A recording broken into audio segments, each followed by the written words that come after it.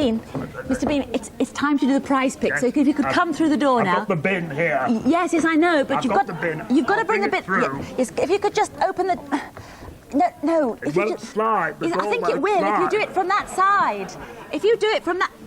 If you do it from that side, Mr. Bean. I'll go round. No, you don't have to. I'll go round. You don't have to. I'll go round the thing. I'll be back in a moment. Oh, you don't have to. Look, all you need to do is do that, Mr. Bean. Oh, it's open now. Mr. Bean? Hello? Mr. Bean?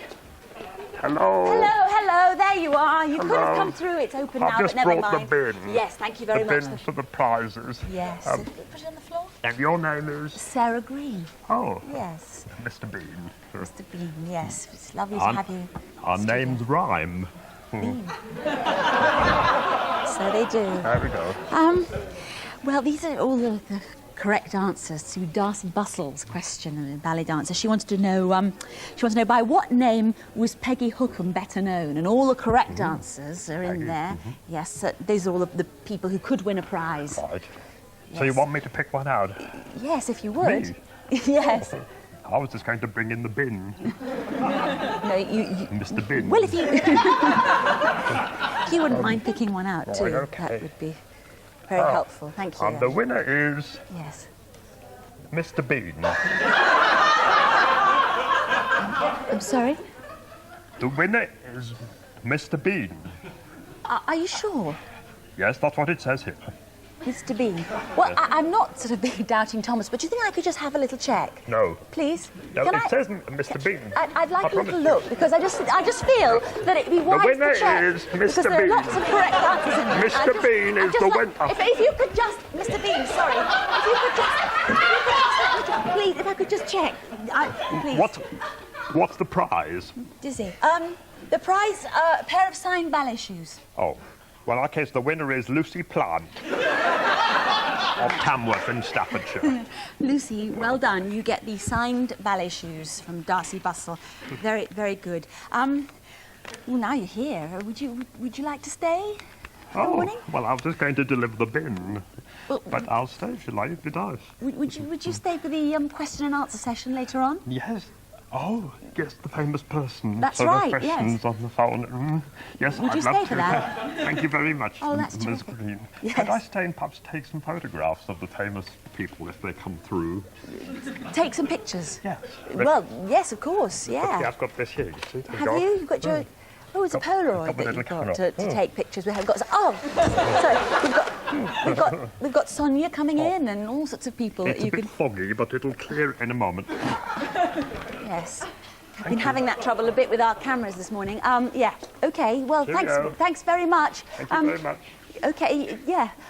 You don't have to go if you don't want to now, if you just want to stay around. Oh, just stay here? Yes, you can just stay here. Just So get your calls in on 081 811 8181. We've got Kenny Thomas now. It's called Tender Love. He's coming to the studio next week. Would you stay and watch?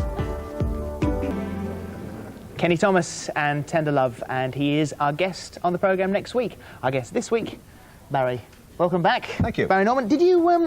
Have you seen, because we did our film preview a little earlier, have you seen any of the films that we showed? Hot Shots, Five Odd Goes West and All I Want for Christmas? All I Want for Christmas I'm seeing, I think, next week. The other two I've seen, yeah.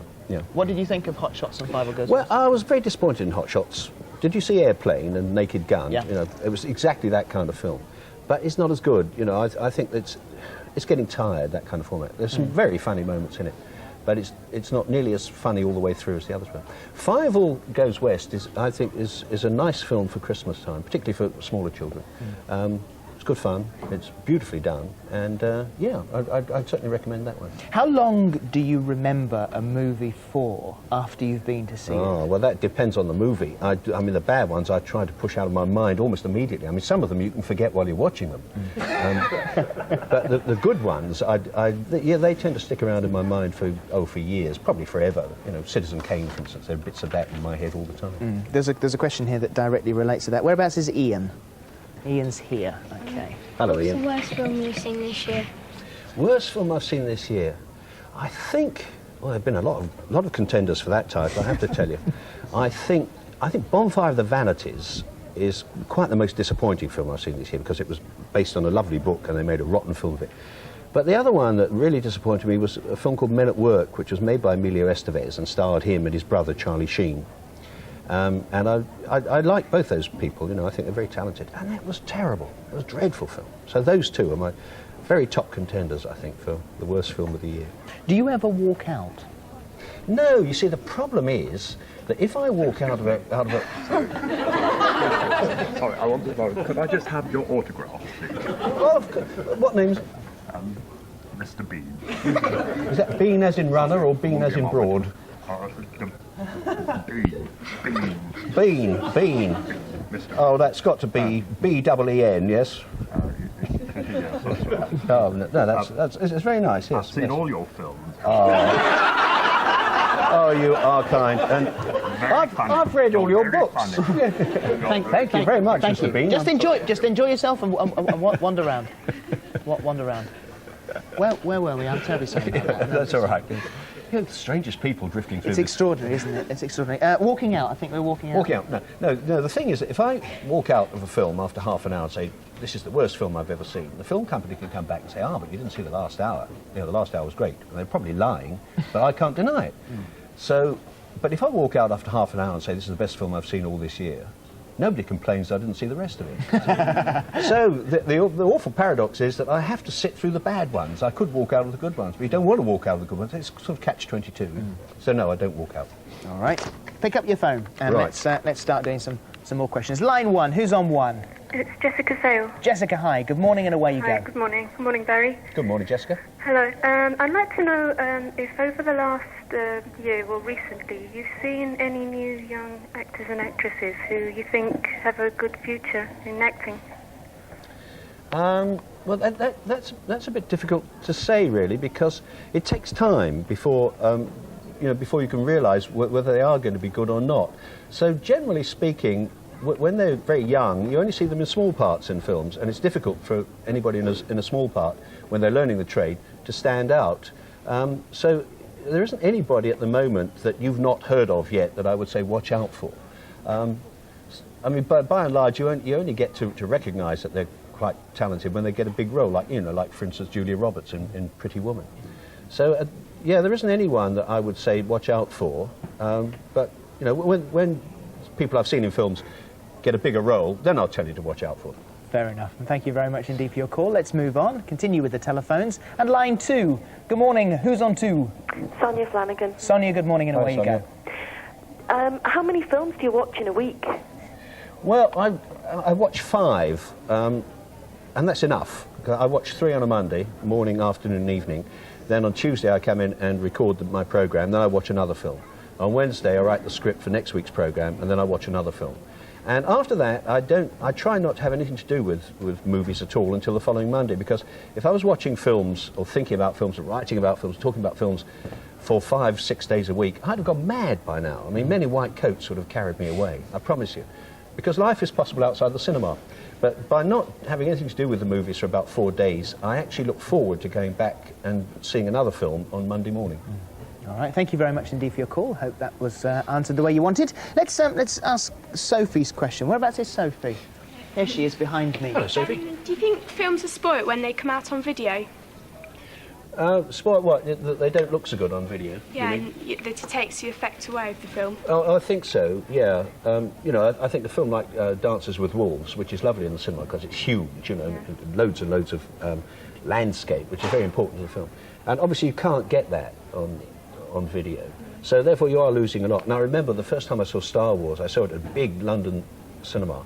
And when that spaceship at the beginning comes towards you, everybody in the cinema ducked, because, you know, we were sure it was going to come out of the screen and over our heads. And you just can't recapture that effect on video. On the other hand, you know, if the choice is between seeing a film on video and not seeing it at all, and it's a good film, I think it's much better to see it on video. Right, back to your telephone. And line 3. Hello, 3. Hello. Hello there, what's your name? Saida. Shader. Saida. Saida Yeah. Shader. OK, away you go. Hi, Barry. Hi. I wanted to know what's the best way to get into film criticism as a profession. That's a tough one. A lot of people ask me that.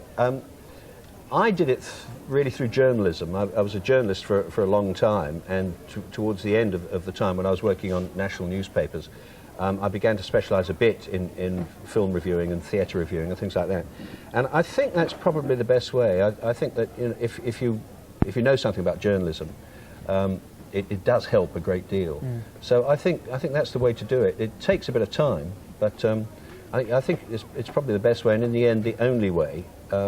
Unless you're so confident in your own ability that you want to write a film review and send it off to a magazine, you know, and then, you know, if you are good, they might take you on. So and it's not just a case of saying this is dreadful or this is brilliant. I mean, it is that the thing that separates a good critic from a bad critic is the one that actually understands what he's talking about. Well, yeah, I think that's absolutely right, Philip. Because I mean, essentially, criticism it comes down to one person's point of view. You know, I mean, I don't speak for anybody except myself.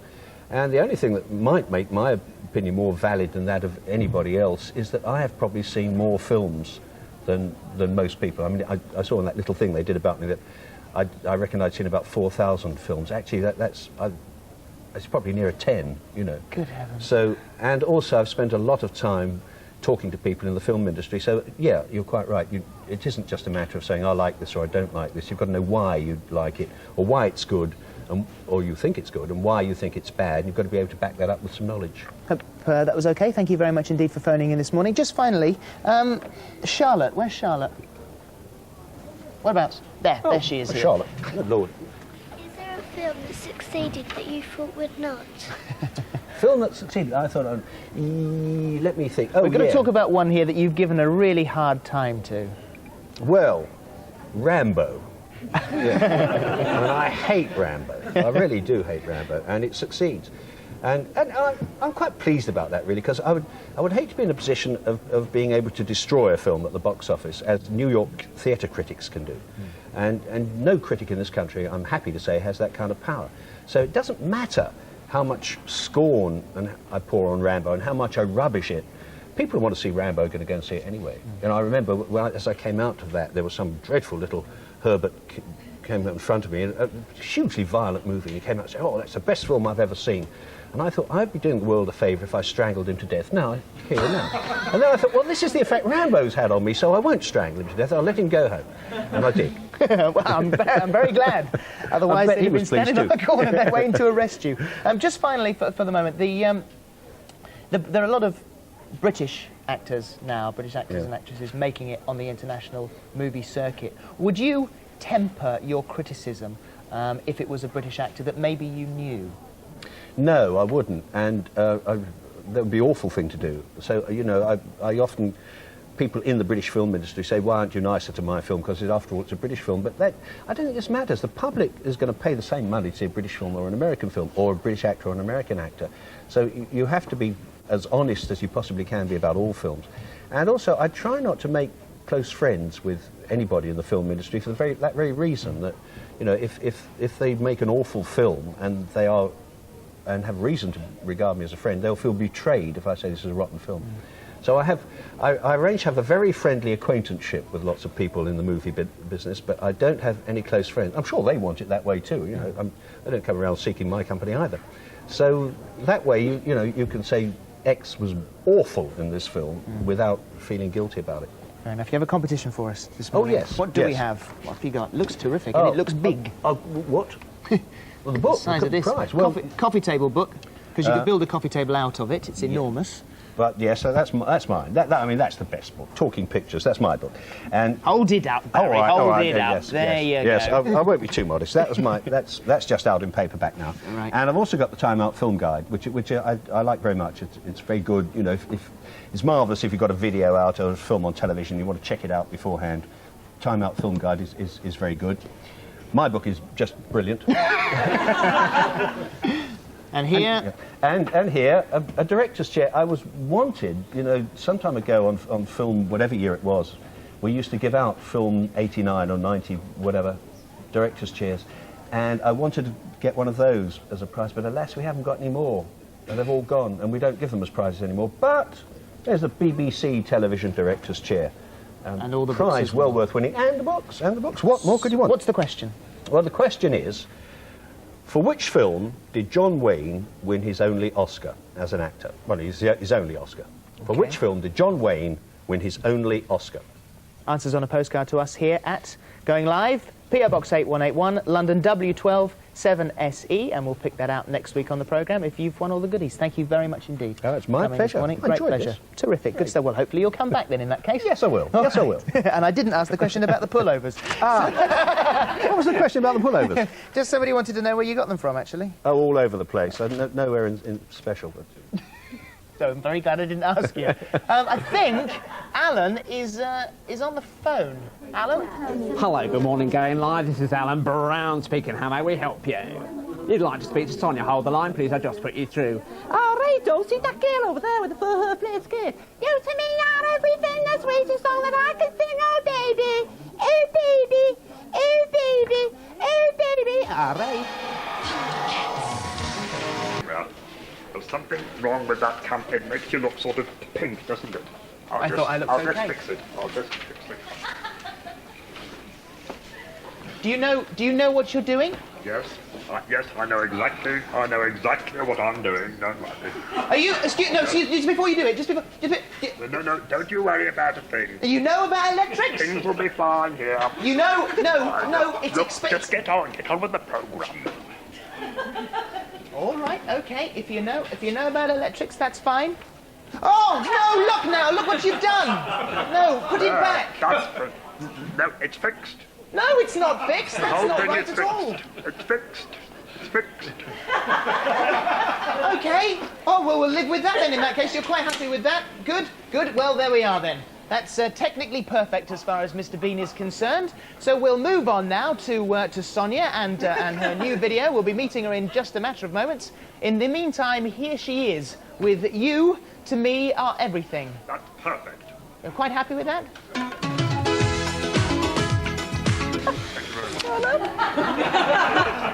I'm so sorry, it's Mr. Bean. In this morning, just sort of wandering around. I'm ever so sorry about that. Let's just sort of carry on. Do you remember the original of that?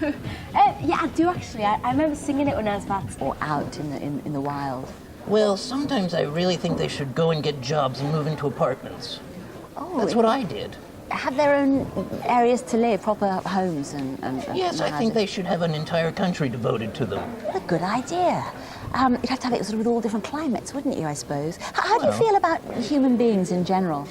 Well, human beings, I don't think anybody should have given them nuclear capability.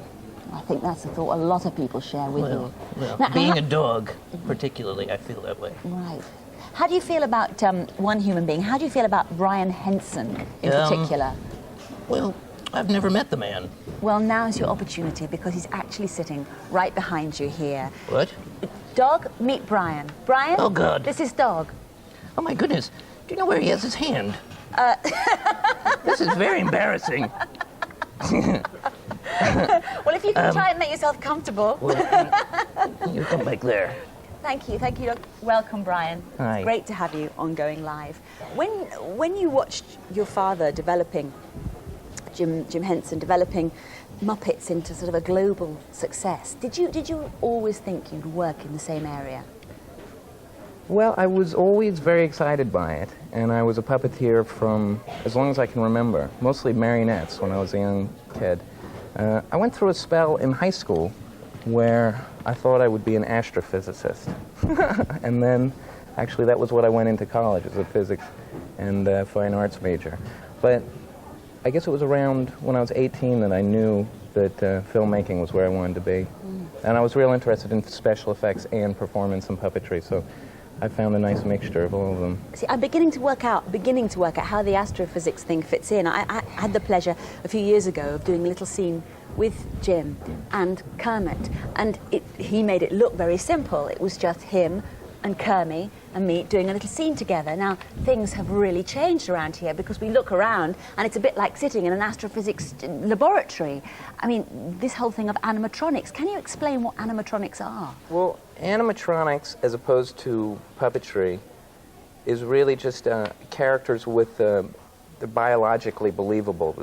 You believe that they're living, breathing animals, and what we like to do is take animatronics a step further. We like to use a high stylized design style, but still reproduce the characters in a believable way. The dog is really not very accurate.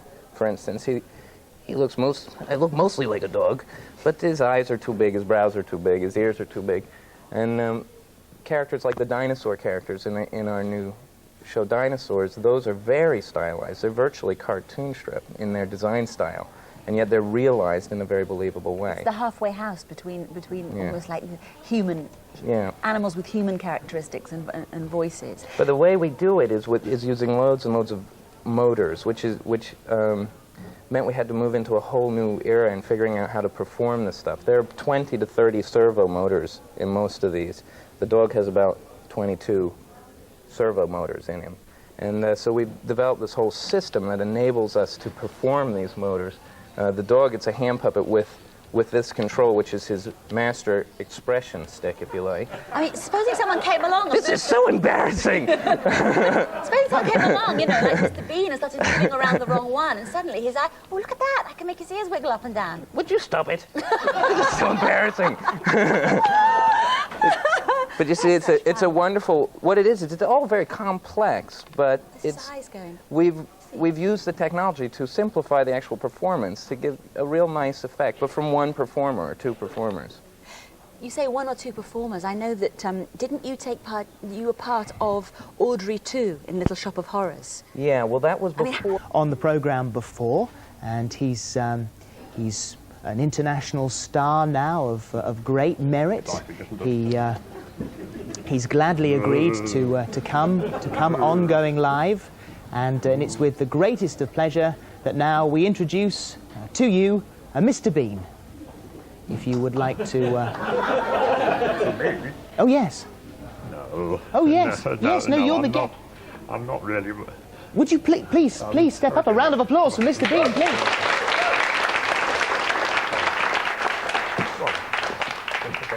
Have a seat. Ooh.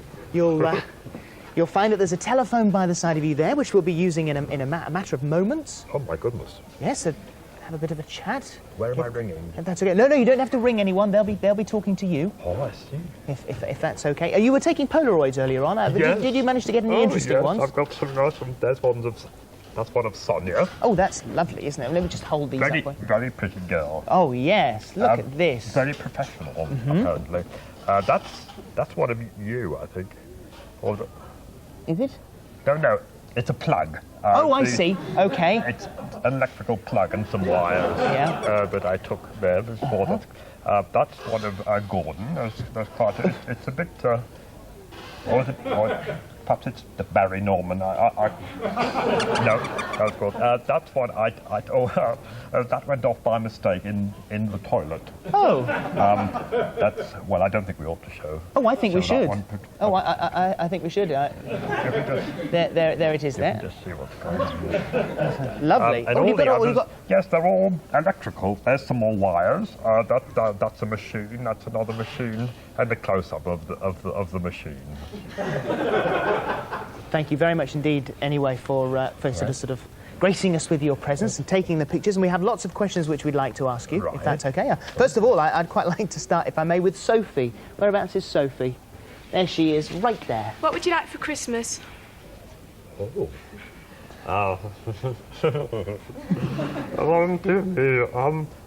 Wallpaper, really. I haven't got any wallpaper. Okay, no, that's fine. If you were thinking of buying something for him, that might.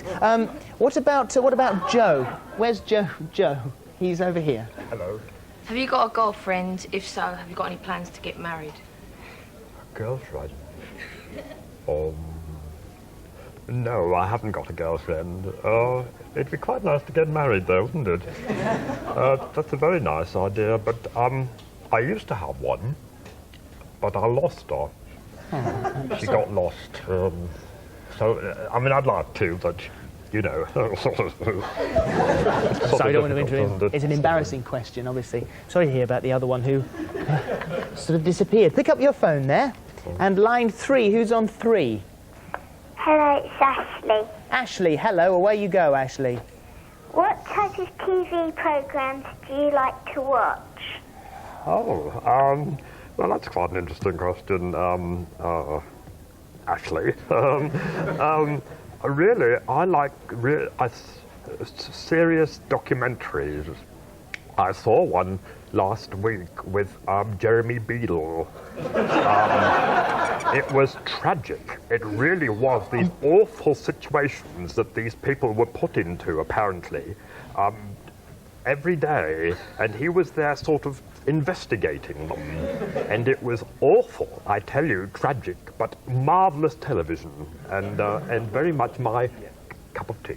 Thank you very much for your call, Ashley. Let's stay with the telephones and line 4. Hello, 4. Hello? Hello, who's that?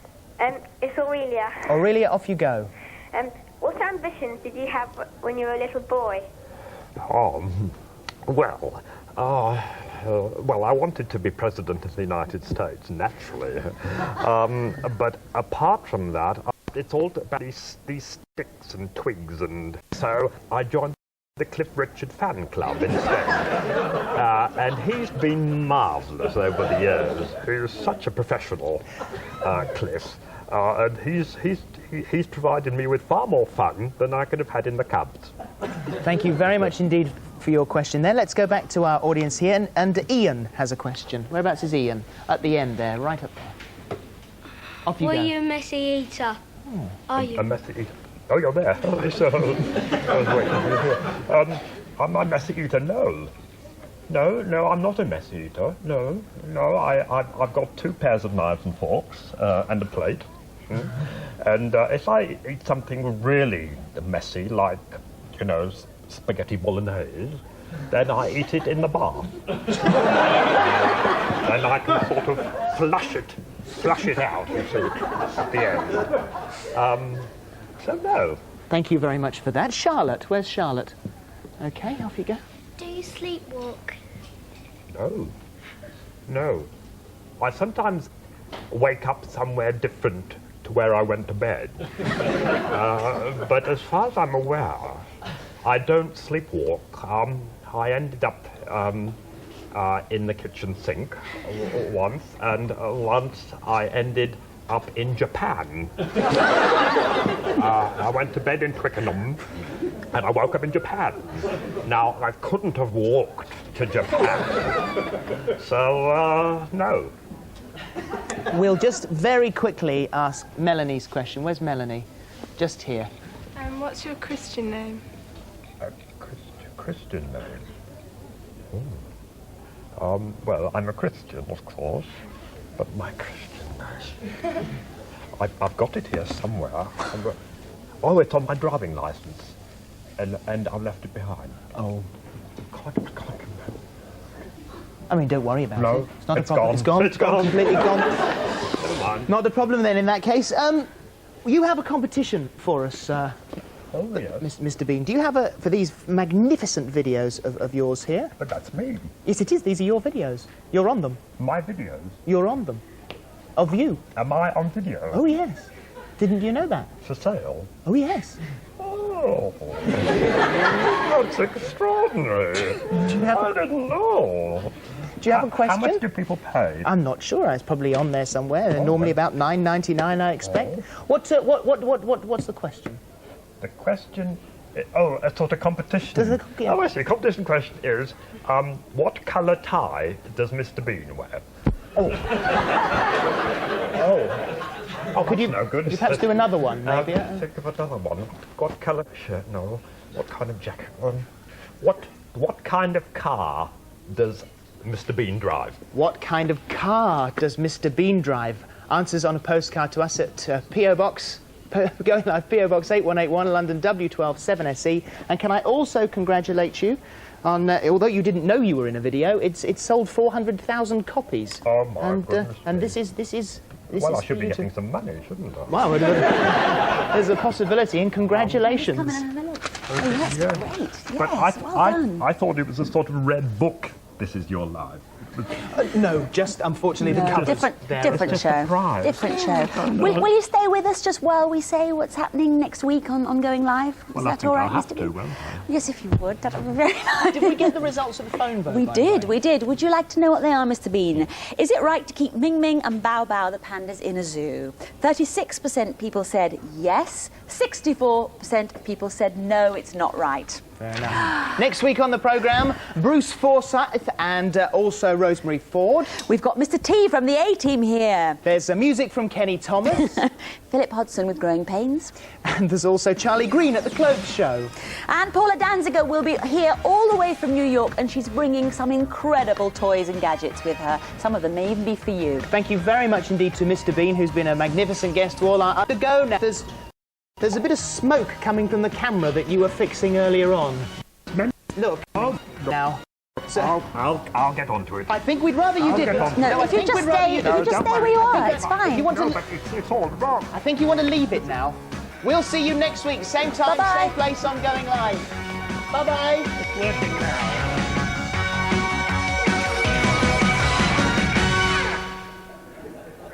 Hi, Mum. Yeah, it went really well. Yeah, James was absolutely brilliant. Yeah, it's an excellent band. An excellent band.